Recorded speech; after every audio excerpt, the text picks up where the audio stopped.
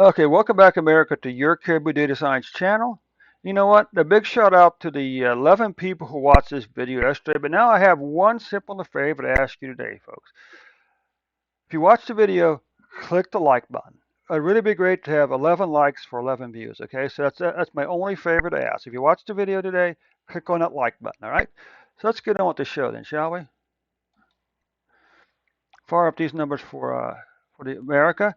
Now, the thing that's quite curious about the way COVID-19 are being counted in the U.S. and I think around the world is that diseases like cancer and heart disease, they're counted 1 year at a time. So every year on January 1st, cancer and heart disease deaths is reset to zero.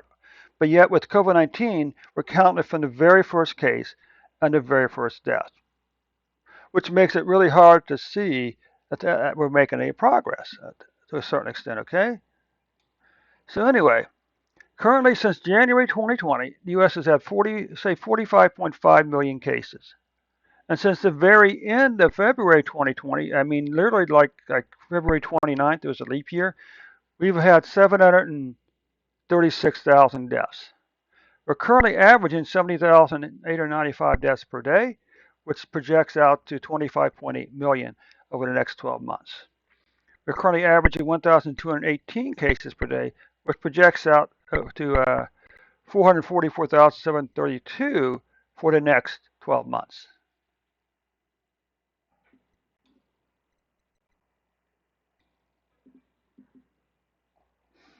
Okay. So now, if you look at the single year numbers, you can see the pattern, long declining pattern down in July. Then in July, you begin to see an increase for like 5 or 6, 7 weeks. Then all of a sudden, the numbers begin to reverse themselves, falling back down. Okay. Deaths, just as a minor note, we know that deaths are overcounted by a minimum of roughly 4,000 votes, 4,000 deaths in 2021. And the reason we know this is because the governor of Ohio back in February came out and said, oops, we undercounted deaths in the fourth quarter of 2020 by close to 4,000. But rather than going back and fixing the numbers for 2020, he simply added the numbers on to February 2021, which of course produced an additional, somewhere between 3,500 and 4,000 more deaths than required. And it also means the total deaths for 2020 are low by close to 4,000. Okay. Okay, anyway, so this number could have been a little higher then, right?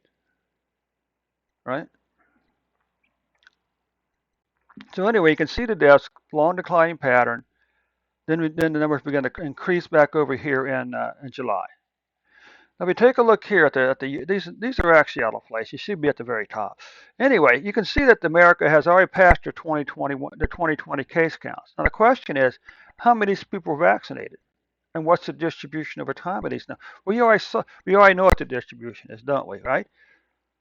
Increase during spring and summer, then a decrease in numbers during spring and summer, followed by an increase in the fall. Okay. Deaths, unfortunately, 2021 deaths surpassed 2020, and we saw the picture a minute ago, didn't we? Right. This just is kind of curious. They talk about flu season, for instance. Well, is COVID season from say July to July, August to June, or August to July, or something like that?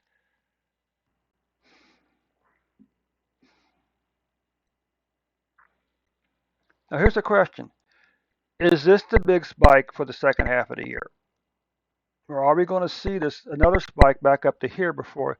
I mean, where are we over here? Are we like right here? Is that where we're at?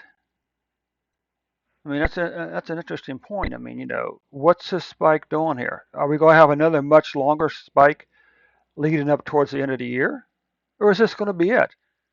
Okay, these are quarterly cases, and you can see the third quarter of 2021 was the third highest quarter so far for COVID-19 cases, and unfortunately, it's also the third highest quarter so far for COVID-19 deaths.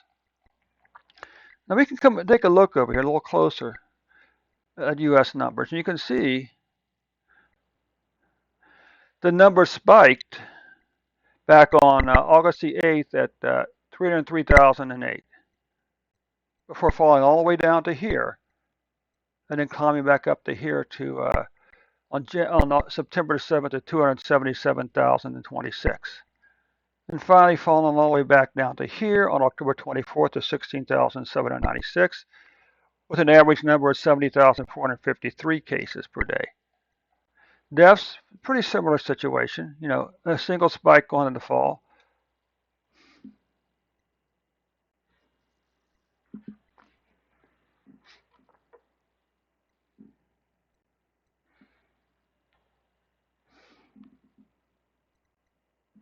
So you can see up here, long declining pattern in deaths again.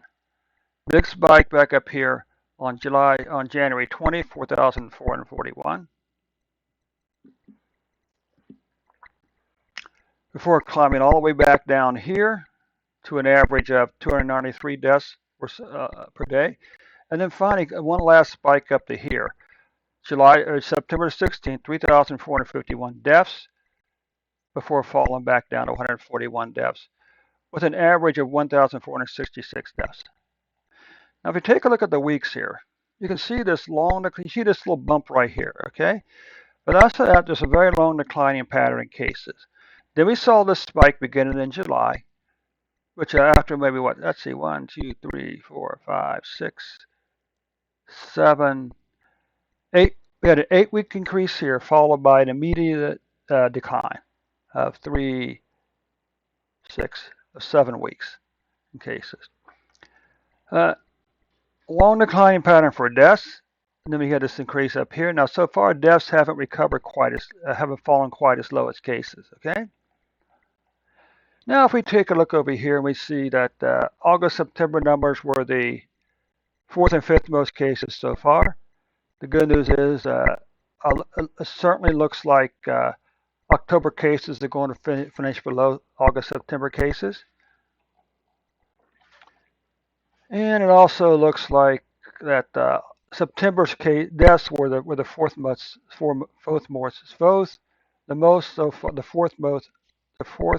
most so far. And again, the good news is, as you see any port in a storm, October's deaths go be below September's deaths. Now, what this here is, this is kind of an interesting. This is one of those plots. It means it's kind of interesting. We're not sure how useful it is. The question we try to answer is, for every 100,000 people in the U.S., how many people have COVID-19? Well, the answer is probably about 20 to 25, okay, on average. Now, what about how many people are dying from COVID-19 per 100,000 in the U.S.? Well, that number is, about somewhere between, that's just rounded up to, right now, roughly for every 100,000 people in the U.S., 1/2 of one person is dying from COVID-19. Okay?